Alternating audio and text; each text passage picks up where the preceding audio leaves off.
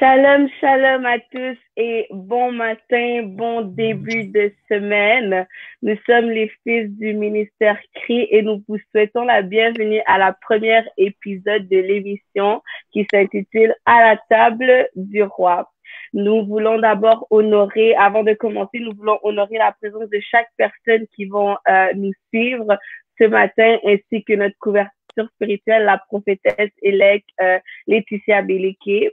Donc, juste pour vous mettre dans le contexte, à chaque lundi matin à 7h30, nous allons commencer la semaine avec une émission qui aura un thème que tout le monde peut-être se pose des questions, comment faire face à ce thème, des questions qu'on a souvent entendues ou qu'on nous personnellement on s'est fait poser. Donc on va pouvoir traiter ça sous forme de discussion à chaque lundi matin. J'espère que vous êtes prêts. Donc juste avant de vous annoncer le thème, je vais juste vous présenter les fils du ministère qui sont avec moi. Donc je serai votre animatrice. Mon nom est Joyce Santolo.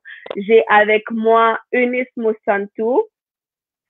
Nous avons Aurélie Kiswe, nous avons Judith Bakamana et nous avons Merveille Béni Nari. Donc, nous sommes vraiment excités de vous présenter l'émission et de discuter du thème. Donc, le thème aujourd'hui est, sans plus tarder, la pureté.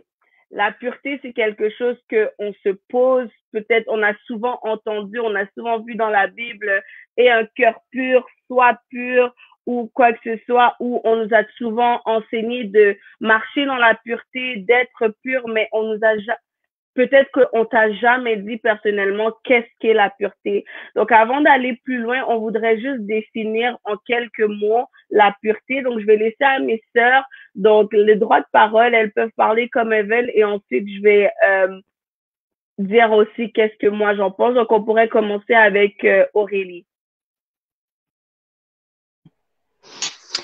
Donc, bonjour. Pour moi, comment je pourrais définir la pureté? Je pense, dans mon cas, en fait, je pense que la pureté, c'est vraiment au niveau du cœur.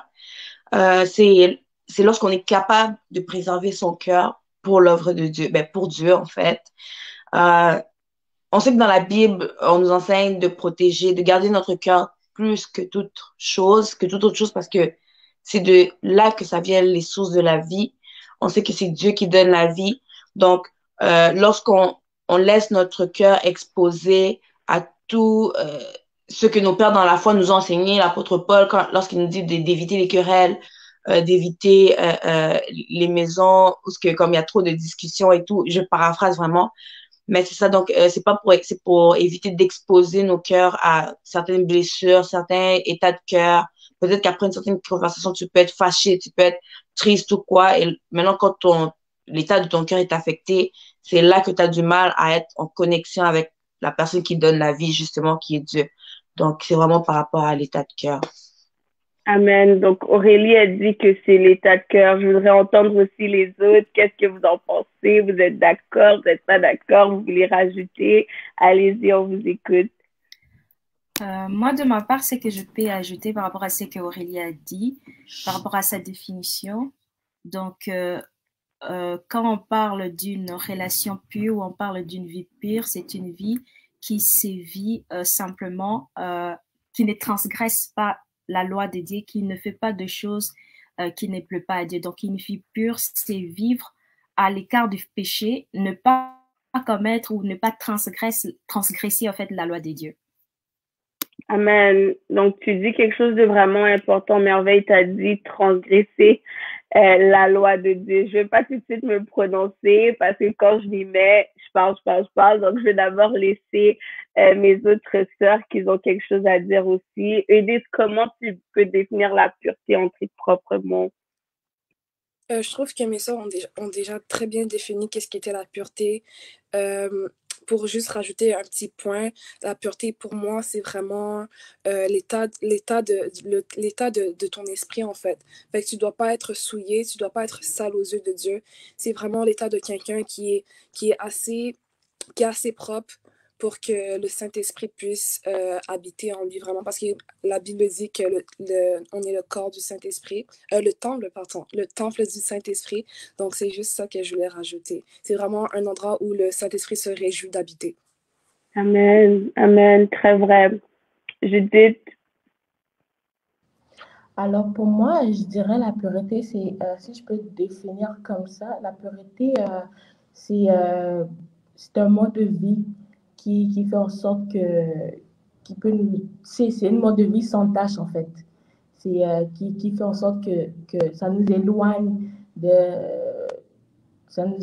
désirs charnels, si je peux dire ça comme ça, ou dans tout ce dans tout ce qui va à l'encontre comment je peux dire ça, tout ce qui va à l'encontre de notre vie, en fait, de notre mode de vie, selon notre marche avec le Saint-Esprit. Et je dirais aussi, comment je pourrais dire ça, je dirais aussi, ça va avec le pensée aussi. Donc, il faut garder le pensée, le cœur pur pour ne pas jongler un peu dans ces sens-là, si je peux dire ça comme ça. Amen. Et si je pourrais juste rajouter, je sais que Aurélie, elle a passé le verset biblique un peu, elle a dit, elle a passé le verset biblique qui dit, garde ton cœur plus que toute autre chose, car de lui viennent les sources de la vie.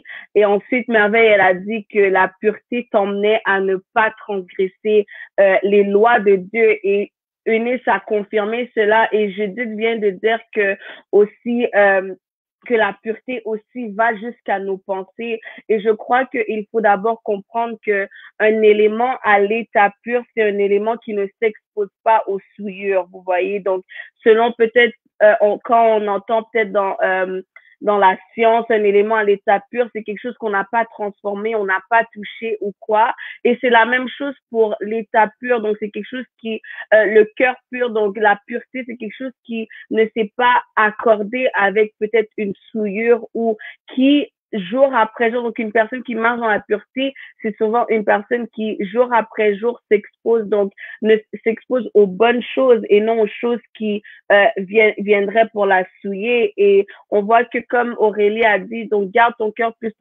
que toute autre chose. Je crois que le cœur, c'est la base de toute autre chose. Vous allez voir que quand on va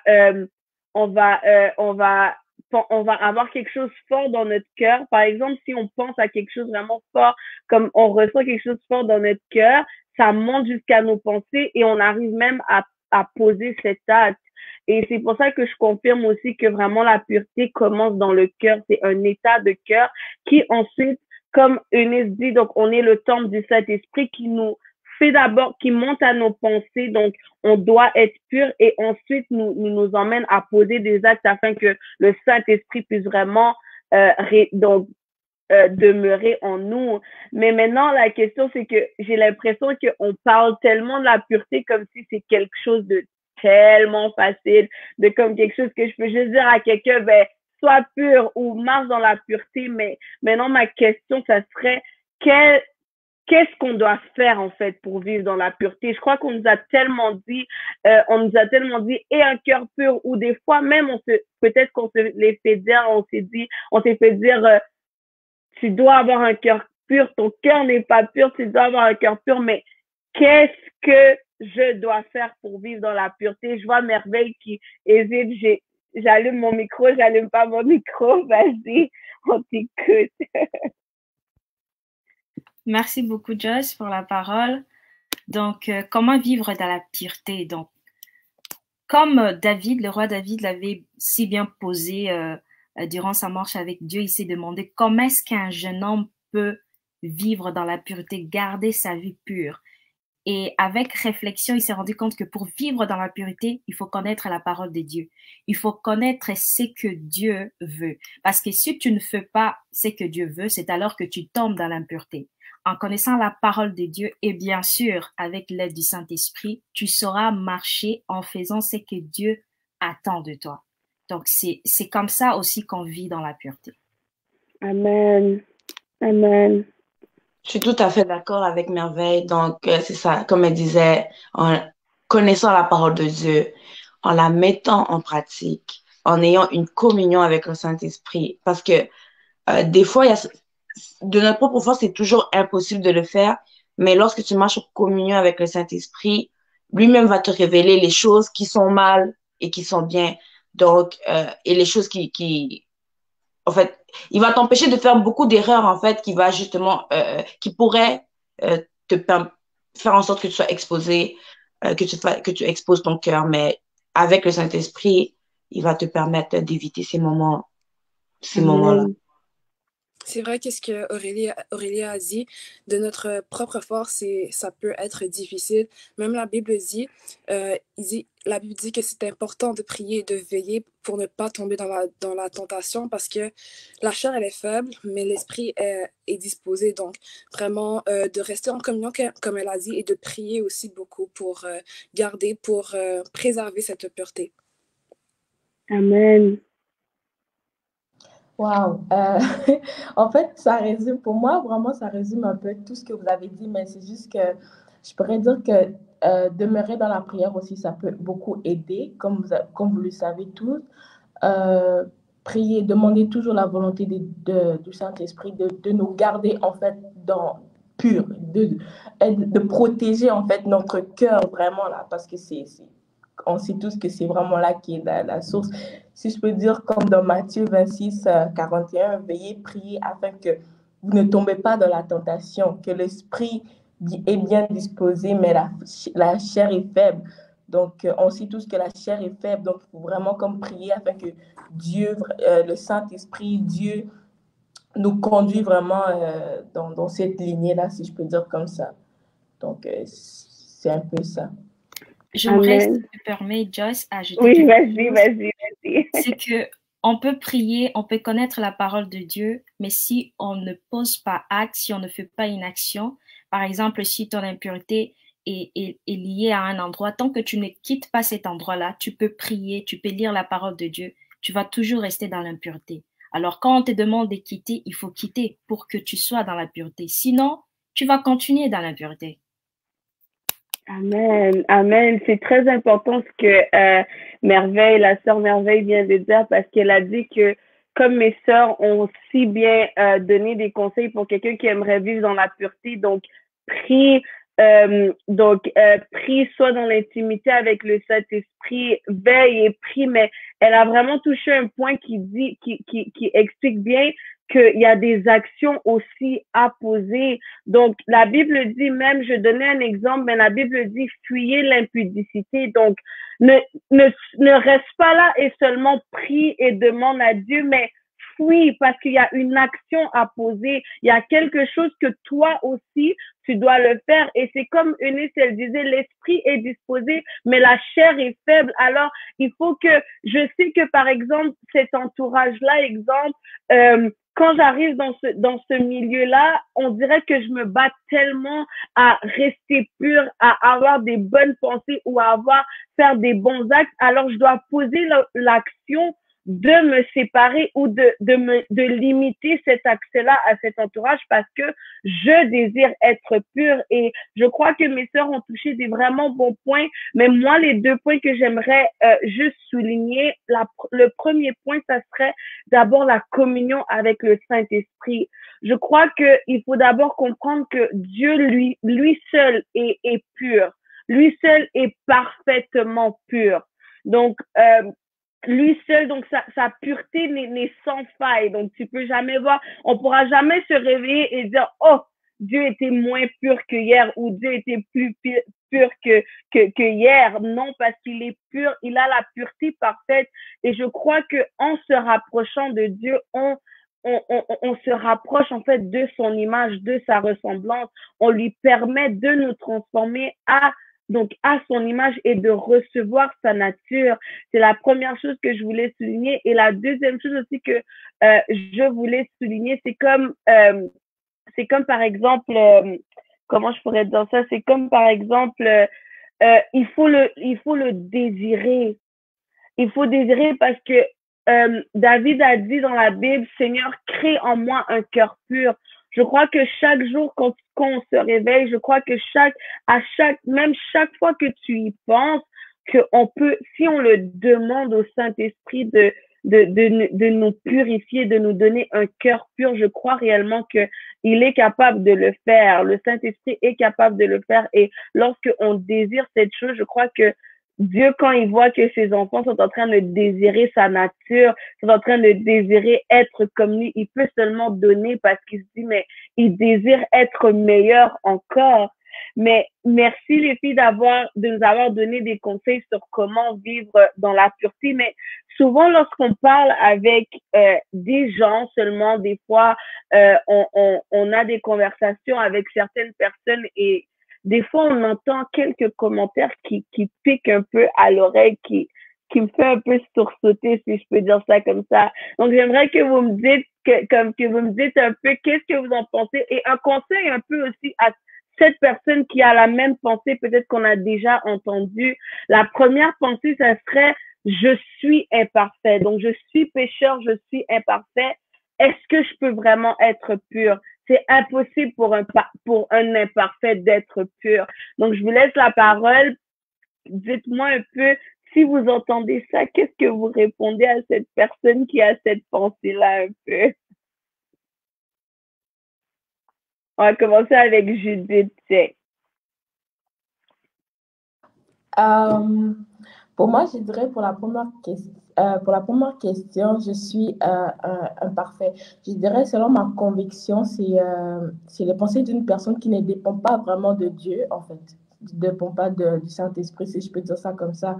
Et qui veut faire selon sa propre volonté. Genre, tu sais, c'est comme une personne qui se bat entre deux mondes. Tu sais, je veux m'accrocher, mais en même temps, il y a l'entourage qui me retient encore. Donc, je dirais, c'est vraiment une personne si on peut dire, qui est vraiment comme attachée encore à ce que le monde lui jette dans le panier, quoi, si je peux dire ça comme ça. Donc, c'est ça. Pour répondre un peu de mon côté, je peux dire que Dieu, dans son amour, dans sa toute-puissance, il ne peut pas nous demander une chose qu'on est incapable de faire. Donc, si Dieu nous demande d'être pur, si Dieu nous demande d'être comme lui dans la pureté, c'est-à-dire qu'on est capable de le faire. Ce n'est pas en vain que Jésus-Christ est mort sur la croix. Si Jésus-Christ est mort sur la croix pour que son sang à lui puisse nous purifier. Si la pureté n'était pas possible pour nous qui sommes pécheurs, Jésus-Christ ne serait pas mort sur la croix. On ne parlerait pas du sang du Christ comme étant un sang qui purifie. Donc, tout en étant descendant d'Adam, avec Christ, nous sommes purifiés. Avec le sang du Christ nous purifie. Donc, tu peux vivre à l'écart du péché, tu peux vivre sans transgresser la loi. Et quand il t'arrivera de transgresser la loi, le sang du Christ est là pour te purifier, enlever cette tâche qui reste dans ton esprit. Amen. Amen. C'est vraiment puissant ce que tu dis. Le sang de Jésus c'est plus puissant que toute autre chose. Ce que j'aurais aimé, que j'aimerais rajouter en fait, c'est par rapport à vraiment l'importance du Saint-Esprit dans nos vies. Parce que, comme je le disais tantôt, par nos propres forces, c'est impossible. L'apôtre Paul nous dit qu'il est imparfait, mais il court vers la perfection. Donc, ça vient toucher encore le désir. Donc, tu as le désir d'être pur. Donc, malgré que tu es imparfait, si tu as le désir, tu as le Saint-Esprit auprès de toi et que tu laisses le Saint-Esprit te guider, tu laisses le Saint-Esprit te conseiller, tu es capable de devenir pur. Et lorsqu'on parle de pureté, c'est pas la pureté aussi aux yeux des hommes. Parce que pour toi, tu peux dire que telle chose est mauvaise, telle chose est mauvaise. Mais dans la Bible, je me rappelle, je paraphrase. Donc, il y avait vraiment un passage où le Christ, je pense qu'il parlait à son apôtre et il disait de ne pas dire que quelque chose est impur si lui, il n'a pas dit que c'est impur. Donc, c'est vraiment, donc Dieu va t'amener, le Saint-Esprit va t'amener à être pur selon la marche que tu as avec lui. Donc, peut-être qu'il y a quelque chose qui va dire à quelqu'un de ne pas faire, mais à toi, il va te permettre. De la même façon qu'il y a des choses qui ne vont pas te permettre, mais qui va laisser à quelqu'un d'autre. Donc, c'est vraiment aussi de ne pas être vraiment religieux, de ne pas avoir genre quelque chose dans la tête que vraiment c'est impur et tout. C'est sûr qu'il y a la loi, mais vraiment, la marche du Saint-Esprit te permet d'être pur totalement. Amen.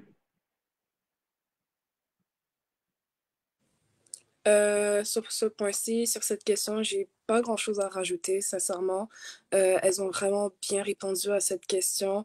Même la Bible, mais je trouve que souvent, c'est vraiment un stéréotype que les gens ont de penser qu'on ne peut pas vivre dans la pureté ou dans la sainteté, mais qu'est-ce que mes sœurs ont dit, ont vraiment contredit ce stéréotype.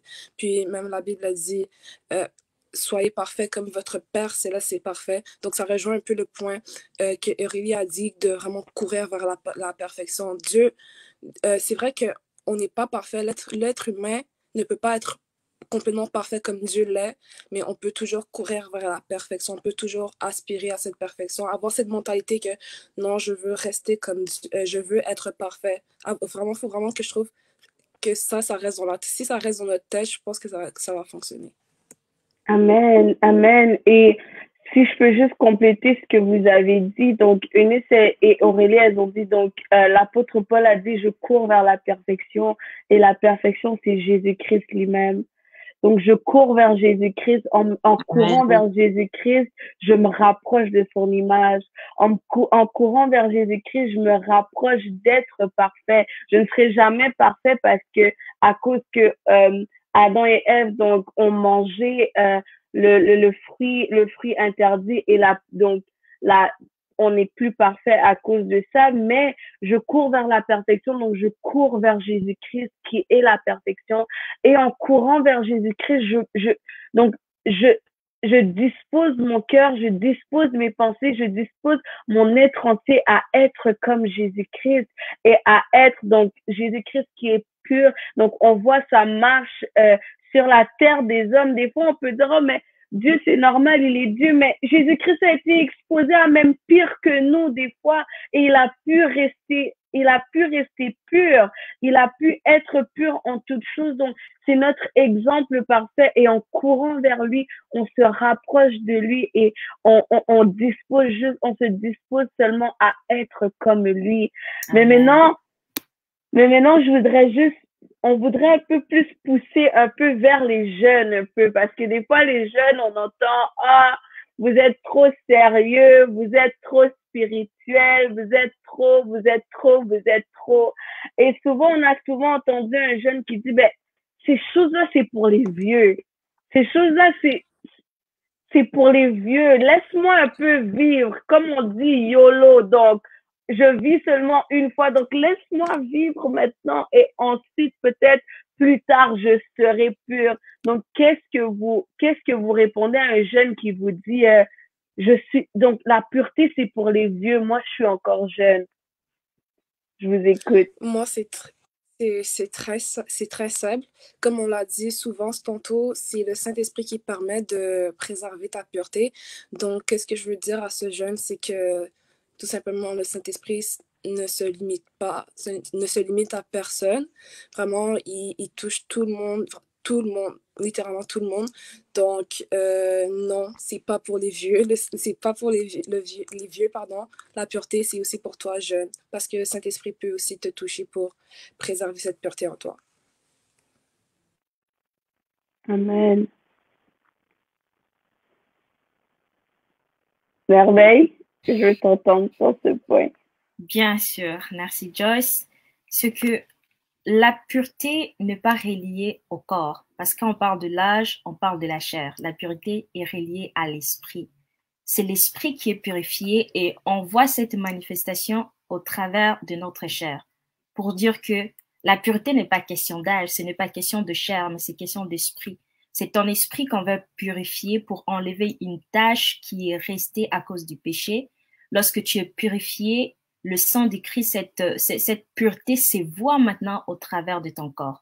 Donc, à ceux qui croient que la pureté est question d'âge ou c'est réservé pour le vieux, pas pour le jeune, c'est faux. La pureté est question d'esprit. Donc, tout le monde peut être pur, peu importe son âge. Amen. Amen. Aurélie, je suis pas sûre si tu veux parler, si tu veux rajouter quelque chose.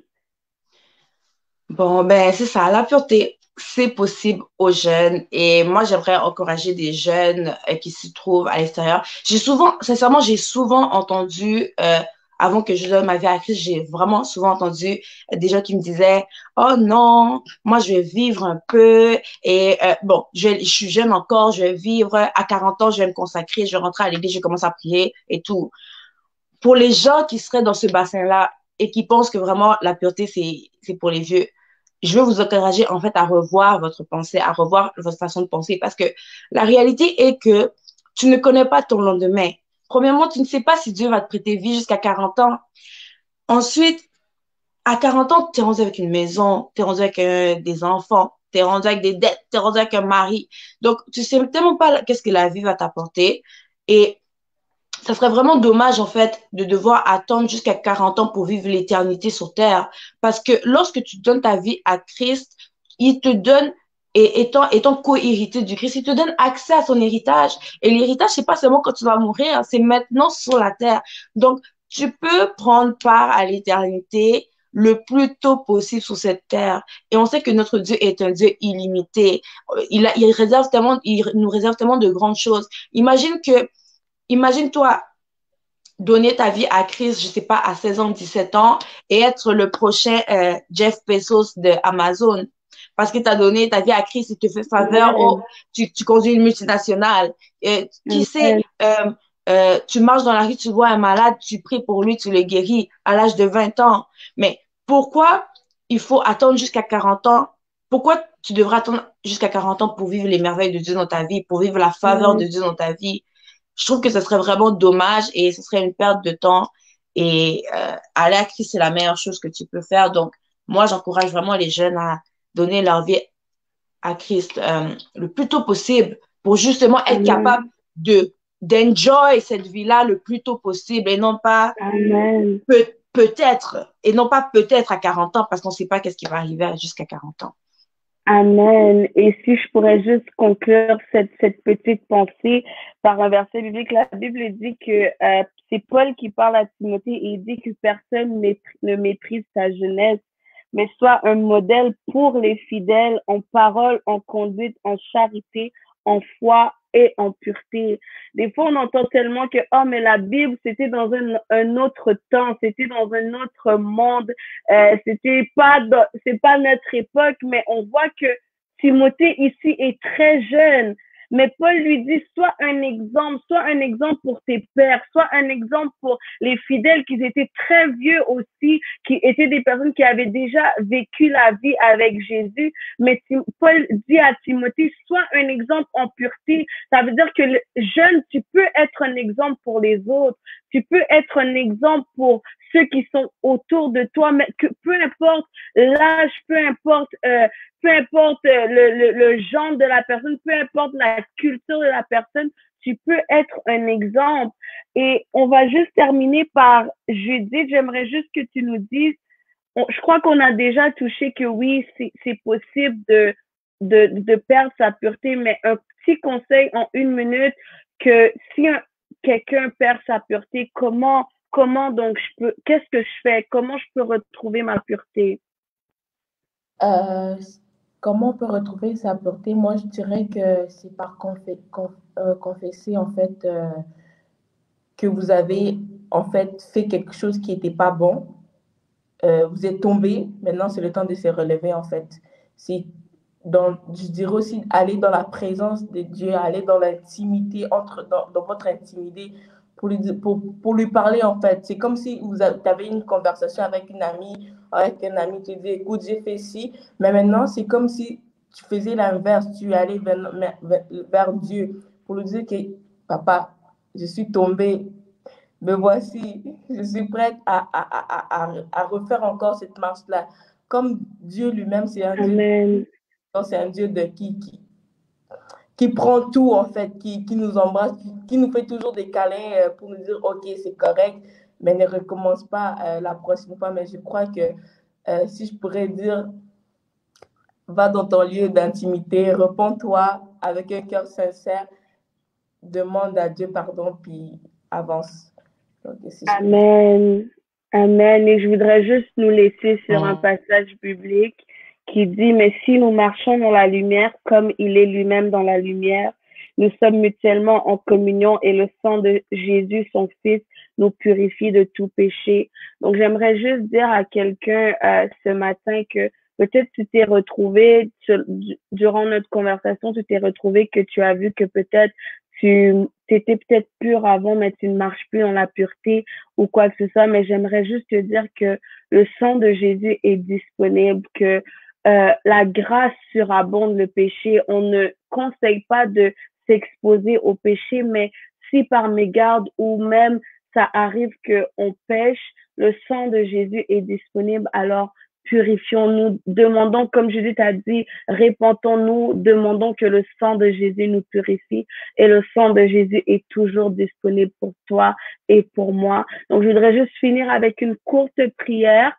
Je vais juste prier avant de nous laisser et ensuite on se dit donc à lundi prochain.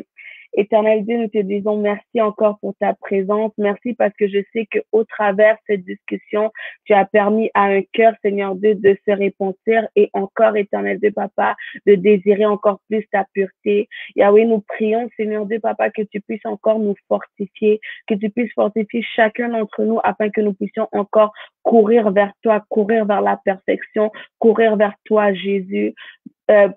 Purifie-nous, Seigneur Dieu, et que ton Saint-Esprit puisse te glorifier en nous, Seigneur, et prendre toute la place que j'ai ainsi prié. Amen.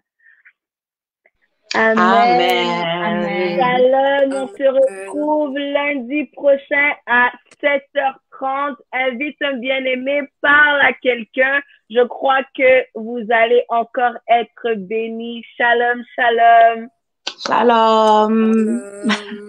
Euh,